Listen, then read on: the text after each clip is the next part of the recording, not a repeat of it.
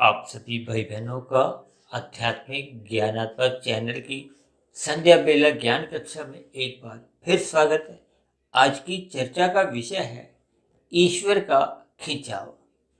क्योंकि खिंचाव शब्द देखिए ईश्वर के साथ जुड़ा हुआ है। क्योंकि खिंचाव शब्द देखिए कभी कभी कुछ ऐसा भी आपके हमारे हफड़ा दफड़ी में कुछ हम जल्दबाजी में जब कोई कार्य करते हैं तो कभी कभी आपके हमारे मांसपेशियों में कुछ खिंचाव सा आ जाता है या कभी कभी कोई मोच सी भी आ जाती है। लेकिन आज हमारा विषय देखिए परमात्मा से संबंधित है। क्योंकि हमारा तो देखिए आध्यात्मिक ज्ञानात्मक चैनल है। सुबह ब्रह्म मुहूर्त उपदेश हो या शाम की संध्या बेला ज्ञान कक्षा हो, प्रत्यक्ष रूप से या अप्रत्यक्ष रूप से हमारे विषय परमात्मा से संबंधित ही होते हैं, आत्मा से संबंधित होते हैं। यह प्रकृति के तीन गुण तमोगुण, रजोगुण और सतोगुण से संबंध रखते हैं।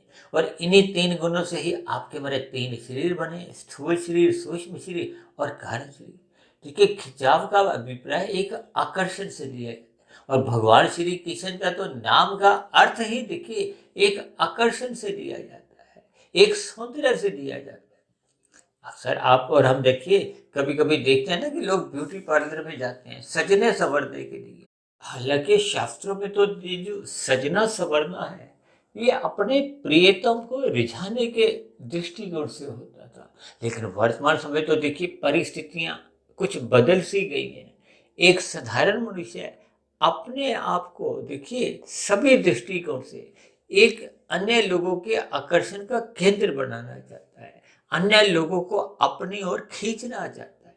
और वर्तमान समय तो देखिए कलयुग चल रहा है। अब कलयुग में तो देखिए एक साधारण मनुष्य किसकी ओर खींच रहा है? प्रकृति की ओर, प्रकृति के विषय भोगों की ओर। ये जो पांच विषय भोग है, गंध, रस, रूप, स्पर्श और शब्द, मनुष्य इन विषय भोगों की ओर खींचता चला जा रहा है। खींचना का अभिप्राय देखिए एक सजातीय संबंध से भी जोड़ सकती है। क्योंकि आपके हमारे स्थूल शरीर ये पृथ्वी, जल, अग्नि, वायु, आकाश के बने हैं। और ये जो पांच भोग विषय हैं, गंध, रस, रूप, स्पर्श और शब्द, ये भी तामसी है। इन्हीं भोग विषयों के कारण ही आपका हमारा माता के गर्भ में जो एक जन्म की प्रक्रिया है उसका मूल कारण ही विषय भोग ही है। देखिए इन सभी बातों को हमें तकनीकी रूप से थोड़ा समझना होता है। केवल इनके भावार्थ ही नहीं, इनका तकनीकी कुछ कारण है। इन सभी स्थितियों पर हमें एक विचार करना होता है। आज संसार में मनुष्य देखिए परमात्मा की तरफ खींच नहीं पा रहा का अभिप्राय क्या है? कि आपका हमारा ज्ञान आवृत हो चुका है। देखिए आत्मा और परमात्मा ये दोनों चेतन सत्ताएं। परमात्मा को देखिए परम चेतन कहा जाता है, आत्मा को एक साधारण चेतन तत्व कहा जाता है। आत्मा का अभिप्राय देखिए ज्ञान स्वरूप से लिया जाता है, परमात्मा को एक अनंत स्वरूप सत्ता कहा गया। तभी तो परमात्मा देखिए आपको में खींचते हैं, जहाँ आत्मा खींचती है, ये दोनों एक ही अर्थ है। भगवान हमें खींचते हैं या हम भगवान की ओर खींचते हैं, अंतोगत्वा देखिए हम परमात्मा की ओर खींचते हैं। इसका अभिप्राय क्या है कि सभी आत्माएं सहज ही अनंत प्राप्ति के लिए ही क्रियाशील होते हैं। सभी मनुष्य ही नहीं, चाहे पशु हो, पक्षी हो, कभी उनमें भी तो आत्मा है। यानी कि हम सभी आत्माएं सदा ही सुख पाने के लिए, और सुख कैसा हम चाहते हैं? परम सुख चाहते हैं। कोई भी मनुष्य चाहता है कि वो 90% तो सुख हो और उसमें 10% दुख हो। हम 100% का मतलब क्या है? हम 99.99% सुख नहीं चाहते, हम 100% सुख चाहते हैं। देखिए शास्त्रों में तो कहा गया है कि प्रकृति द्वैत है, प्रकृति के जितने भी सुख हैं वो अंतोगत्वा देखिए दुख के साथ जुड़े ही होते हैं। ये एक सिद्धांत है। सिद्धांत का मतलब ही यही है कि उसका कभी खंडन हो ही नहीं सकता। देखिए आज तक अनादि काल से कितने ही अमीर लोग हुए, कितने ही चर्चित लोग हुए, कितने ही बड़े बड़े राजा महाराजा हुए, वो भी संसारी सुखों को पाने के लिए सदा ही प्रयत्नशील हुई। लेकिन कोई भी मनुष्य आज तक प्रकृति के इन विषय भोगों को भोगते भोगते स्वयं तो थक सकता है, ये भोग खत्म नहीं होते, लेकिन मन की तृप्ति आज तक किसी की नहीं हुई। अनादि काल से आज तक किसी की भी तृप्ति नहीं हुई। और दूसरी विशेष बात, इस माया के जितने भी सुख हैं वो द्वैत हैं। द्वैत का अभिप्राय सभी सुख एक सीमा के बाद दुख का कारण बनते हैं। अब आप पहला रसगुल्ला खाते हो तो आपको सुख लगता है, लेकिन दूसरे में उतना सुख तो होता ही नहीं है, और तीसरे में और कम, और चौथे पांचवे की तो फिर इच्छा ही नहीं करता। इसका कारण क्या है? देखिए, रसगुल्ला भी वही है, आप खाने वाले भी वही हो। तब ऐसी स्थितियों में परिवर्तन क्यों आता है? इसके पीछे का आपको भी कारण जानना होगा। ये प्रकृति का ऐसा स्वभाव है, इस स्वभाव को हम और अब बदल नहीं सकते। और दूसरी बात, आपके बड़े स्थूल शरीर की जो एक स्थितियां हैं वो सदैव एक बदलती हैं। बदलने का अभिप्राय क्या है कि देखिए, हम माता के गर्भ में जब जन्म लेते हैं तो 9 माह 9 दिन में आपका हमारा शरीर तैयार होता है। फिर शिशु अवस्था होती है, फिर किशोर अवस्था होती है, फिर युवावस्था होती है। अब युवावस्था के बाद धीरे धीरे फिर प्रौढ़ अवस्था आती है, और उसके बाद आपके हमारे स्थूल शरीर की स्थिति सहज ही एक निचली स्थिति बनती है। यानी कि स्थूल शरीर उतना अधिक कार्यशील नहीं रहता जितना युवावस्था में रहता है। उसमें एक प्रौढ़ अवस्था के बाद सहज ही वृद्धावस्था आने लगती है, और वृद्धावस्था में भोग्य पदार्थ रहने पर भी हम उनको भोगने में असमर्थ होते हैं। देखिए, इन सभी स्थितियों की आपको में सिद्धांतिक बातों से समझना होगा, अपने स्थूल शरीर की स्थिति को समझना होगा, आत्मा और परमात्मा के संबंध को हमें पहचानना होगा। अब इस बात को देखिए, आप एक उदाहरण से समझिए। जैसे लोहे के कण है, एक चुंबक है। अब देखिए, चुंबक नाम उसका चुंबक है, लेकिन वो भी एक प्रकार का देखिए लोहा ही है। जैसे कहते हैं ना, पत्थर और हीरे में कोई अंतर नहीं है। पत्थर की जो एक बहुत ही ऊंची स्थिति है वो फिर हीरे की बन जाती है। इन सभी स्थितियों को देखिए हम तकनीकी रूप से नहीं समझाते, क्योंकि आत्मा और परमात्मा में कोई अंतर नहीं है। तकनीकी रूप से केवल इतना ही अंतर है कि आत्मा कभी भी आनंद स्वरूप सत्ता बन नहीं सकती, चाहे वो मोक्ष काल की स्थिति में भी आए। अब परमात्मा क्योंकि आनंद स्वरूप सत्ता है। देखिए, शास्त्रों में एक एक शब्द बहुत ही नफा तुला तोलकर क्रमबद्ध तरीके से कहा गया, और हम तो पिछले देखिए लगभग 4 वर्षों से परमात्मा के आशीर्वाद से प्रतिदिन इन बातों पे चर्चा करते आए हैं, और अलग अलग वीडियो के नाम रखते हुए हम उन बातों को समझाने का एक प्रयास करते हैं। इसी प्रयास में ही तो देखिए आज हमने वीडियो का नाम क्या रखा है, ईश्वर का खिंचाव। यानी कि ईश्वर सभी को ही अपनी ओर खींचते हैं। अब खिंचता मनुष्य वही है जो परमात्मा के सम्मुख होता है। अब यदि हम सम्मुख ही नहीं होते, हम सम्मुख किसके हैं? विषय भोगों के, संसार के। और संसार क्या है? ये 3 गुणों का बना हुआ है। ये संपूर्ण माया त्रिगुणात्मक है। हालांकि शास्त्रों में तो कहा गया कि ये जो 3 गुण हैं इनको एक इकाई कहा गया है। इनकी 23 तत्वों में जो विस्तार होता है, ब्रह्मांड देखिए 24 तत्वों का कहा गया है। 23 तत्वों का एक विस्तार है, जिसमें ये सतयुग, त्रेता, द्वापर और कलयुग की स्थितियां बनती हैं, और सभी युगों की अलग अलग आयु है। जैसे आपके हमारी स्थूल शरीर की एक आयु है, आपके हमारे 3 शरीर है। देखिए, आत्मा परमात्मा के संबंध को जब तक हम ज्ञान पूर्वक समझते नहीं है, तब तक देखिए हम माया के भ्रम जाल में ही अपना जीवन यूं ही व्यर्थ कर देते हैं। केवल और केवल मनुष्य योनि में ही आपको में समझने की एक पात्रता है, एक योग्यता है। और यदि मनुष्य मिले हुए जीवन में माया को ही समझने में अपना जीवन गंवा देता है, गंवा देने का अभिप्राय क्या है कि माया तो देखिए प्रकृति को हो, माया को, इसके 3 गुण को हो, या संसारी आकर्षण को, या विषय भोग को, ये अपने आप में देखिए जड़ है। जब तक हम जड़, चेतन और परम चेतन की स्थितियों को ज्ञान पूर्वक समझते नहीं, तब तक देखिए फिर हम परमात्मा की ओर खींचते नहीं है। मैं तो बार बार कहता रहता हूँ कि देखिए हमें अपना लाभ देखना चाहिए। लाभ देखने का अभिप्राय क्या है कि आपके हमारे जीवन में आनंद की स्थिति कहाँ मिलेगी? आनंद की स्थिति जब हमें परमात्मा की ओर ही मिलेगी, तो फिर हम परमात्मा की ओर चलने का आपको में प्रयास करना होगा, साधना करनी होगी। और ये साधना केवल और केवल मनुष्य जोड़ी में ही कर पाना संभव है। और साधना का भी प्राय देखिए, आरंभिक स्थिति क्या है? निष्काम भाव से कर्म करना, जिसको भगवान श्री कृष्ण ने कर्म योग का नाम दिया है। कर्म योग के आगे की स्थिति है ज्ञान योग, ज्ञान योग से आगे की स्थिति है भक्ति योग। देखिए, योग का अभिप्राय क्या है कि जब आत्मा परमात्मा के सम्मुख होती है, उस स्थिति विशेष का नाम ही योग है।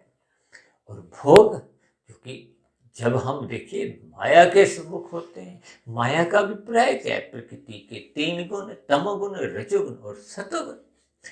रजोगुण और तमोगुण को देखिए बंधनदायक कहा गया है। बंधनदायक का अभिप्राय क्या है? ये 84 लाख प्रकार की जोनियों में ये जो आपको मेरा जन्म मरण होता है, देखिए ऐसा कोई स्थूल शरीर नहीं जिसकी मृत्यु नहीं होती। और मृत्यु होने के बाद जो अगले जन्म की स्थिति है, उसका एक आधार है।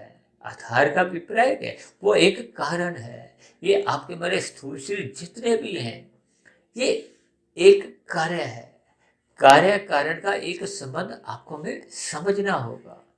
और आत्मा और परमात्मा के संबंध को हमें पहचानना होगा। यदि हम इस संबंध को, इन स्थितियों को ज्ञान पूर्वक समझते नहीं है, तो फिर आपका हमारा मिला हुआ जीवन यूं ही व्यर्थ चले जाता है। या यूं हो कि जब हम प्रकृति के गुणों के सम्मुख रहते हैं, तो फिर जिस गुण विशेष का हम संग करते हैं, फिर उस गुण विशेष का रंग आपके हमारे व्यवहार में कहो, आपके हमारे जीवन में कहो, आपके हमारे मन बुद्धि के स्तर पर कहो, जिसको हम तकनीकी रूप से देखिए सूक्ष्म शरीर कहते हैं। और कारण शरीर में फिर वैसी वैसी स्थितियां बनती, क्योंकि कारण शरीर को देखिए अहंकार युक्त कहा गया है। जब हम सकाम भाव से कर्म करते हैं, तो हम कर्मफल सिद्धांत से बंध जाते हैं। यदि हम रजोगुण में रहते हुए विहित कर्म करते हैं, विहित कर्मों का अभिप्राय क्या है? शास्त्रों में कहा गया है, ये करो, ये मत करो। जैसे यातायात के नियमों का हम पालन करते हैं, जब हम निषेध कर्म करते हैं तो आपको हमें सजा मिलती है, चालान कटते हैं, जेल में डाल दिया जाता है। ठीक इसी तरह प्रकृति के ये जो तीन गुण हैं, ये तमोगुण आपको में बांधता है, अधोगति का कारण बनता है। शास्त्रों में एक बात और कही गई, ये जो मनुष्य से नीचे की जोनी है, जिसको शास्त्रों में 80 लाख बताया। अब देखिए कुल जोनियां 84 लाख है, नीचे की 80 लाख जोनी है। और नीचे की 80 लाख प्रकार की जोनियां तो देखिए तामसी जोनी है, दुखमय जोनी है। आपको हमें देखिए अभी 2-3 घंटे बाद जब हम नाश्ता करते हैं, अब पशु पक्षियों को देखिए नाश्ता मिलेगा ऐसा कोई प्रबंध नहीं है, ऐसी कोई स्थितियां नहीं है। भले ही एक साधारण मनुष्य देखिए नाश्ता करने के बाद भी दुखी रहता है, जबकि पशु पक्षी देखिए बिना नाश्ता मिले भी वो सुखी रहते हैं। सुखी का अभिप्राय, क्योंकि वो सुख और दुख से एक स्थितियों से बंधे नहीं है, क्योंकि परमात्मा के की दया के सागर है। परमात्मा ने नीचे की जोनियों को अच्छे तरह रखा है। उनको ऐसा बोध ही नहीं है कि उनको भोजन नहीं मिला, या वो नंगे घूम रहे हैं, या उनके जीवन में दुख ही दुख है। उनको सुख और दुख का कोई बोध नहीं रहता, वो अचेत अवस्था में रहते हैं। जैसे आपको हमें कभी कभी देखिए कोई बीमारी होती है, तो डॉक्टर आपको हमें दर्द निवारक गोलियां देते हैं, या कभी कभी कोई ऐसा टीका लगा देते हैं कि हम सुन्न हो जाते हैं, हमें पता ही नहीं चलता कि 2 घंटे 4 घंटे कैसे बीत। विशेष रूप से देखिए अस्पतालों में तो ऐसी स्थितियां होती हैं, वो ग्लूकोज चढ़ाते हुए कुछ ऐसे इंजेक्शन उसी में लगा देते हैं कि आप सोए रहते हो। इसी तरह ये नीचे की जोनियां भी देखिए सोई हुई हैं, अचेत हैं, उनको कोई बोध नहीं है। यदि बोध होगा तो देखिए वो तो इतने लाखों करोड़ों अरबों वर्षों तक उनको बार बार कितने जन्म लेने पड़ेंगे, क्योंकि नीचे की जोनियों में जब तक पाप कर्म घट घट के वो पुण्य कर्म के बराबर नहीं आते, तब तक तो उनको मनुष्य जोनि नहीं मिलती। और आज वर्तमान समय के कल युग में ऐसा देखा जा रहा है कि जो मनुष्य हैं, जिनको परमात्मा से जुड़ना चाहिए, वो क्रमशः नीचे की जोनियों की जाने की और अपना जीवन ऐसा ही बनाते जा रहे हैं। आज मनुष्य देखिए मांसाहार भोजन का सेवन करता है, शराब सिगरेट आदि पीता हुआ अचेत की स्थितियों में जाता है। लोग आजकल देखिए गुटखा कुछ ऐसा मुंह में तंबाकू रखते हैं, वो अपने आप को निचली स्थितियों में ले जा रही है। देखिए, परमात्मा जैसा जैसा हम चाहते हैं हम वैसा वैसा फिर बढ़ते जाते हैं, क्योंकि अचेत होने की स्थितियों में आपको में सत्संग की बातें अच्छी नहीं लगती। भले ही परमात्मा तो सभी को ही अपनी ओर आकर्षित करते हैं, इसलिए तो आज हमने वीडियो का नाम ही कह रखा है, ईश्वर का खिंचाव। लेकिन ईश्वर का खिंचाव तो तभी काम करेगा ना कि जब हम परमात्मा के सम्मुख हों। अब देखिए ना, सूर्य का प्रकाश अभी 3-4 घंटे बाद निकलेगा, तो फिर वो सूर्य के प्रकाश के तो हम तभी लाभ ले सकते हैं ना जब हम सूर्य के सम्मुख हों। यदि हम अपने खिड़की दरवाजे बंद कर देते हैं, पर्दा आगे कर देते हैं, अपनी आंखें बंद कर देते हैं, तो फिर सूर्य का प्रकाश आपके हमारे भीतर जा नहीं सकता। इसी तरह परमात्मा भी हम सबके भीतर में है। कहते हैं ना, परमात्मा के देखिए 3 रूप हैं, ईश्वर के 3 रूप हैं, भगवान के 3 स्वरूप बताए गए। एक सगुण साकार, जो कि आध्यात्मिक लोक में एक अनंत स्वरूप सत्ता के रूप में है। एक प्रकृति के कण कण में ऐसा कोई स्थान नहीं है जहाँ परमात्मा की ब्रह्म शक्ति नहीं है, उसको निर्गुण निराकार कहा जाता है, जो कि प्रकृति को एक चलायमान रखती है। और इसी तरह हम सभी आत्माओं के भीतर आत्मा का एक सखा कहो। भगवान श्री कृष्ण ने तो गीता में ही इस बात का बार बार उल्लेख किया है कि मैं सभी आत्माओं का साथ एक सखा रूप में, एक मार्गदर्शक के रूप में, एक सगुण निराकार की एक शक्ति जिसको परमात्मा कहा गया है, वो सदा सभी आत्माओं के साथ विद्यमान रहती है। लेकिन जब हम परमात्मा के सम्मुख नहीं होते, दूसरी बात, ये सम्मुख होना या ना होना किसने, इस स्थूल शरीर के सम्मुख होने से कोई विशेष परिस्थितियों में परिवर्तन नहीं आता। ये मन की स्थिति है। कहा जाता है ना कि मन ही बंधन का कारण है, मन ही मोक्ष का कारण है।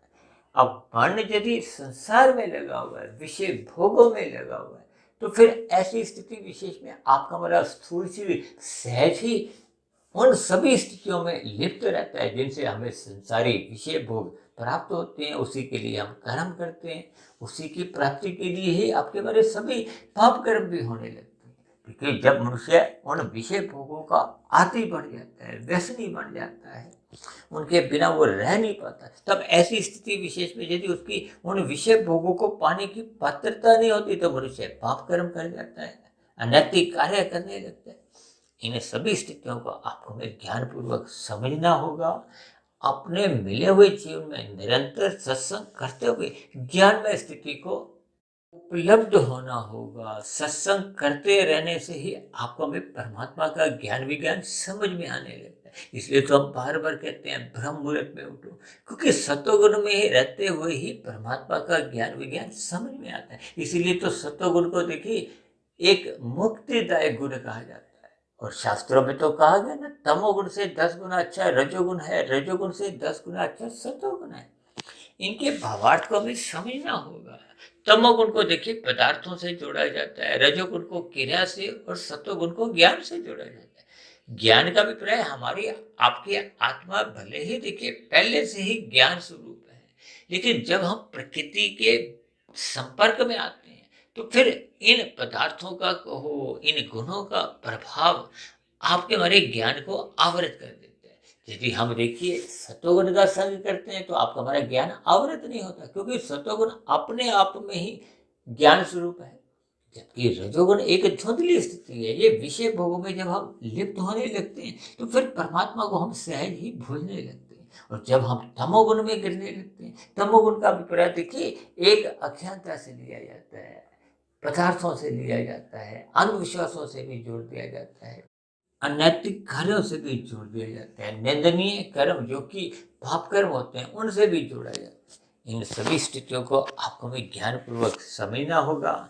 अपने मिले हुए जीवन के महत्व को समझते हुए हमें सर्वप्रथम सत्संग करना चाहिए। सत्संग करते करते अपने ज्ञान को जो आवृत हो चुका है, क्योंकि तमोगुण एक मल रूपी आवरण है, रजोगुण एक विषेप रूपी आवरण है।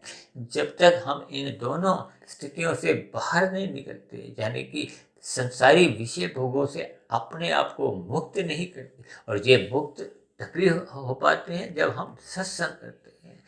इन राजसी विषय भोगों को सतोगुण की लगाम से नियंत्रण में रखते हैं। इसलिए तो 4 पुरुषार्थों में धर्म प्रथम स्थान पे कहा गया है। सत्संग करना, धर्म को निभाना, कर्तव्य कर्मों का पालन करना, ये सभी स्थितियां आपको हमें परमात्मा के सम्मुख करते हैं। और परमात्मा के सम्मुख होते ही परमात्मा की आनंद की जो एक स्थितियां हैं, क्योंकि परमात्मा तो जैसे आनंद स्वरूप स्थिति है, तो फिर परमात्मा के सम्मुख होते आपको हमें देखिए आनंद की अनुभूति सहज ही होने लगती है।